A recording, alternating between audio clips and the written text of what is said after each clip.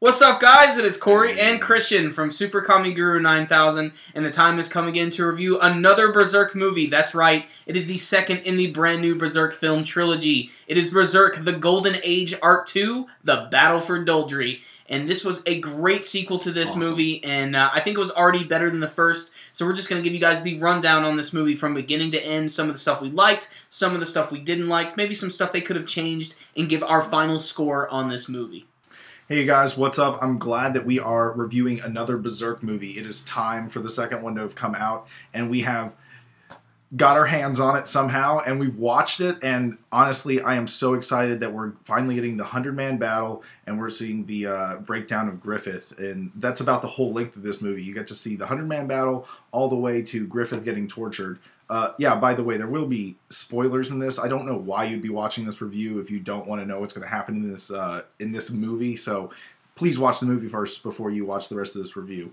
But anyway, the battles actually start out with Casca getting her ass kicked because she's having her period, and the guy Add-on is just being a complete asshole, and he pretty much kicks her ass. Guts comes in and ends up saving her, and she ends up fainting, falling over the cliffside. No one grabs Add-on, so he gets away somehow, and yeah, who knows? And then Guts and Casca fall into the river, and this is where we kind of go into Casca's flashbacks, which Corey and I both came to the conclusion that they weren't done very well, and this whole drunk style or 5 frames per second style, this very chunky flashback, I don't know what I'd call it, it's not really working for me. It's not telling the story very well. Maybe they could do that, but maybe with a narrative, like a voice or something, kind of backing everything up or saying something maybe even poetically so you don't necessarily understand either, but it's helping you understand it, because the flashbacks in general were very sporadic and just hard to watch, and they went on for so long. You said they actually felt like drunk flashbacks. Yeah, well, like you're saying, the flashbacks are done in a style.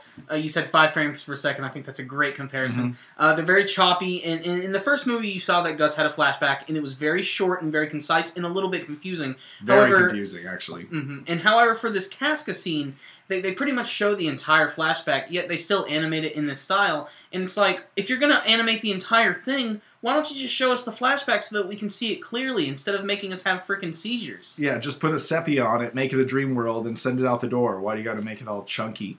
But anyway... but that's nitpicking. Yeah, that is nitpicking. But we already know Casca's story, because we're, original fans of Berserk, and we, read the manga and have seen the original 25... It's 25 episodes, right? 25, 26, it's in that realm. Anyway, it's the... we've seen it all before, so seeing Casca's story doesn't really confuse us like it may a first-time watcher of the Berserk series. So that doesn't bother us in the sense that we already understand what's going to happen. It's just, it might turn off new people, because they'd be like, what the fuck did I just watch for 10 minutes?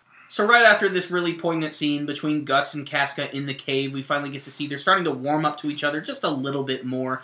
Right after that, though, we get a big-ass action scene. It is the epic battle of Guts versus 100 different soldiers, including Add-on himself. And this whole scene is very different from what we saw in the manga and in the original anime series. But I like that because it makes it very, very distinct, and it makes it all its own. It still sort of follows the same format, where Casca can't really fight with him, and Guts tells her to run away, and then we get to see what happens when Guts fights against all these guys, and it is super brutal and super violent, and I think it's the best use of CG I've seen so far in the trilogy.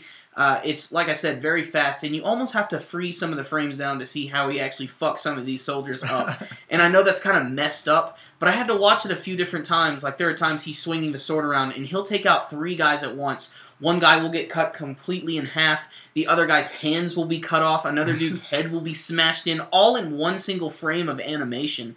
And it's so bloody and disgusting that every single time you watch it, you're going to notice something different each time, and I really, really like that. Casca, again, is getting accosted by a few of those other soldiers, and she's about to be raped. What a surprise. Casca never almost gets raped. She does what she does. She escapes from them and acts like a badass. And then eventually we go back to Guts. And there's one thing I want to bring up. In the first movie, I didn't really care for the music too much. There weren't really anything that stuck out to me. It's However, simple. Yeah, it was just nothing really that crazy, nothing to write home about. But in this movie, right before they do this 100-man battle, they show this scene where Guts is thinking about what he has to do to survive, and then all of a sudden this really badass music kicks in, and it almost kind of sounds Spanish-themed. I can't really describe it. It's really interesting, but then he just starts slaughtering them even more in an even faster manner, and it goes really, really well with the music, and I think it's the best use of music I've seen so far in the series. So again, right after the 100-man battle, we go to another gigantic battle that is even bigger than the previous one of Guts killing 100 dudes in the woods. And this is like a Lord of the Rings style battle, which is the castle against the mountain, and Guts and the band of Hawk and Griffith are invading it. And they only have like 5,000 men, and they're going against like 30,000. I don't know. The odds are like horrible. Never tell me the odds, right? That's what nerds say. That's right. Okay. Han Solo says, which is a nerd. Yeah, nerds. Okay. Yeah, all right. So yeah, they're invading the castle, and as this is going on, Griffith again is being shown off as a great strategist. He sends in Casca with add-on, and they infiltrate the castle. And then Guts is just fighting the general of the other army, and it's a crazy battle. They're circling each other on horses while having a sword fight, and it's working. I don't know how you actually do that physically in the real world, but they do it, and they make it look great. And then Guts gets knocked down. And something that's obviously different in this battle is Zod does not appear and throw the sword from the mountaintop down to Guts, and Guts kill the general. What ends up happening is Guts just distracts him with a flag on a pole. I guess he's like, here, boy. And he throws it in his face, and then he cuts his head off, which is okay. And it was really cool looking. And, of course, with this new animation style, it looked great. And he got the horse's head, which is the important part. You know, it was great. It was good stuff. But, you know, I think the Zod stuff was important to the story because it kind of starts to show you the supernatural aspect of the world that we're in. And that hasn't really been touched on in this movie at all. They kind of, like, briefly, if at all, touch on the supernatural stuff. And that's funny because juxtaposed to what's about to happen, you know, in the third movie, which is going to be heavily, heavily supernatural and, you know, hell and all that jazz. So it's interesting that Zod did not make an appearance, and it's definitely steering this movie to be a very realistic, grounded sort of movie. Berserk fans will probably be disappointed by the fact that Zod does not make an appearance. However, for the sake of storytelling, Zod not being here does not take away from actually what happens. The same stuff still happens. It's still the same thing. You still get Guts being a badass, cutting this dude and the horse's head off, and it's really violent. It's really crazy. This is probably the most violent one they've shown so far, probably in all of the Berserk anime so far. And I just want to mention one more thing. When Boscone is fighting against some of those Band of the Hawk members and takes out, like, literally, like, 5 of them at one time by just swinging his axe around, that is just such a badass-looking scene. Just, if you like action, this is definitely the Berserk movie for you. So the battle for Doldrey is over. Griffith gets to have his confrontation with that creepy old rapist guy, and he fucks his shit right up. And then we go ahead to a big ball, a big party where the Band of Hawk can finally celebrate. And like in the original anime series, I think it's very funny to see Guts wearing some clothes that he definitely does not look comfortable in. All this fucking poofy shit all over him. It's hilarious. He clearly is not enjoying it. But some of the other Band of the Hawk members are enjoying it. Corcus, you know, he's sort of an asshole and all into himself, so he's loving this because he just wants to get laid. Casca is hating this, and she tries to drag Guts away. And one thing that is interesting to note is they include a cameo in this scene that was not seen in the original manga or anime series, and it is definitely going to make the manga fans very happy. We actually get to see Farnese and Serpico of the Holy Iron Chain Knights make a little appearance. You can actually see they make eye contact with Guts himself, and this is just to show us maybe they're going to go farther with this. Maybe they're going to go beyond the trilogy. I really, really hope they do. I really like this, too, because it really makes the worlds connect. Because you always feel after the Eclipse, like, the series heavily changes. And, like, Guts and goes... I'm sorry, this is not a super spoiler, so I don't really want to go too far into it. But, you know, it's cool that they're actually connecting the worlds of the later Berserk to the previous one, or the current one right now. So obviously, as this movie comes to a conclusion, there is one part that is absolutely super important to the story and the world of Berserk. And that is when Guts decides he's going to leave the Band of Hawk and has to face off with Griffith yet again, just like when he was adopted or forced into the Band of Hawk. And this battle is, in my opinion, very much a copy-paste from the original anime series. And yes, it looks very good in this new animation style, but me and Corey were also discussing how it's kind of seemed wore out, and we already knew what to expect because they plastered the trailer with it. And it's not a very long scene, so when you use 1 second of a 3-second scene, you know, you kind of show what it's all about. Mm-hmm. And it was still very enjoyable and obviously had a huge impact on Griffith. Berserk is actually the girliest manga ever because it's 2 guys that are just sad that they don't pay attention to each other. The last part was really good, and the scene is pretty much a copy-paste from the original stuff, but seeing it in this new animation is great. Nothing to complain about there. Corey, this is your turn to talk about the sex stuff. Awesome. Okay, so first and foremost, the last bit of the film is really our first look into the dark parts of Griffith's mind. We get to see what he's really all about, and we're given this really dark and nasty sex scene that comes at the very end. We get to see that Griffith, almost at first like a fairy tale prince, makes his way to the window of Princess Charlotte, and he looks like he's going to court her all nicely. But no, they start ripping clothes off and start fucking immediately. And, this scene just goes on for so long. And what's interesting about it is while this scene is going on, while he's having sex, they intercut to these scenes that he has remembering Guts. And it's just very strange, and it's very odd, and it's hilarious because this is the only time I think I've ever seen a scene where it's like, well, he's having sex with a girl, but he might be gay too.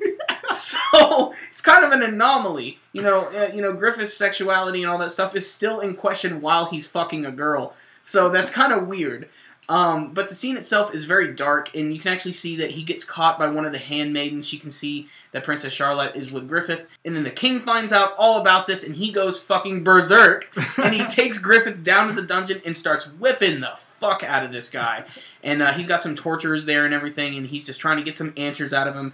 And Griffith, being the guy he is, he's like, well, what's the deal? Why are you so mad? Did you not want anyone to have your daughter? Did you want to fuck your daughter? And this just pisses the king off even more, and he starts just beating the hell out of him, and that's when we figure out that he's going to be tortured to death. And this is when he actually loses his crimson behelit, and you get to see it gets thrown away, and it's going down a gutter. But before the movie actually ends, we get another awesome cameo. We get to see when Guts is walking away. We get to see hidden in this little cage is, believe it or not, Puck the Fairy. Okay, you guys, so we pretty much walked you through what we thought of the movie and all the important parts. But overall, let's just look at that for a second, like what we thought about the movie overall. My experience with this film was, gave me all the scenes I was expecting, and anything I might have been expecting, it probably didn't give me. So, like, any of the supernatural stuff, I'm kind of disappointed that wasn't in the film, as a longtime Berserk fan. Overall, this movie, to me, was an 8 out of 10. What do you think, Corey? Oh, I'm in complete agreement. I think it's a much better movie than the first one. If you're an action fan, you're going to love it because it literally just jumps right in. You get a quick little recap of the first movie. You get the same intro with the same aria music at the beginning, which shows you all the little things that might be happening later. All the battles and everything in this movie are really worth seeing if you're an action fan. The violence is really over the top. Like I said, of the original anime series and this one, this is probably the most violent thing we've seen in Berserk so far. The amount of detail they do it with, and it's good. It's just, this is for the Berserk fan. This is for the person who's been reading the manga, who watched the original anime series, because they really do cut around a lot of pivotal scenes. We were talking earlier in the original anime, original manga, the scene where after the huge battle, Guts decides maybe he's going to leave the Band of the Hawk, where he talks with Casca on top of the hill. That's a really important scene for those two characters, and it's sort of traded in a little bit for a scene that takes place later in this movie, right after the party. I do appreciate the cameos a lot. When I saw Farnese and Serpico, I literally jumped out of my chair. I was so excited, and it made me realize, awesome, they're actually probably going to go further now. The Puck cameo at the end was also very well accepted. I would have just really loved to see Skull Knight make some sort of appearance, just standing on a hill, sitting on his horse. He doesn't even have to say anything. I just want to see him. I know he's going to appear in the next movie. The next movie is going to be huge. It's going to be completely different from this one. And it's definitely going to be great to see. But still, this was an entertaining action movie. Berserk fans, you're really going to like it. Zod not appearing in it was not really a really big thing for me, because the same stuff really happens. I just wish I could have seen him there. And there were a few minor things like character development and flashbacks that could have been done a little bit better. So I think an 8 out of 10 really is a good score. Okay, everyone, thank you so much for watching our Berserk review of Movie 2. We also did a review of Movie 1, so definitely go check that out. We should have an annotation or a link below. If you guys enjoy these videos, make sure to give us a thumbs up. It definitely helps. And leave us a comment below about your favorite part of this Berserk movie. So until next time, you guys, SuperKamiGuru9000, out.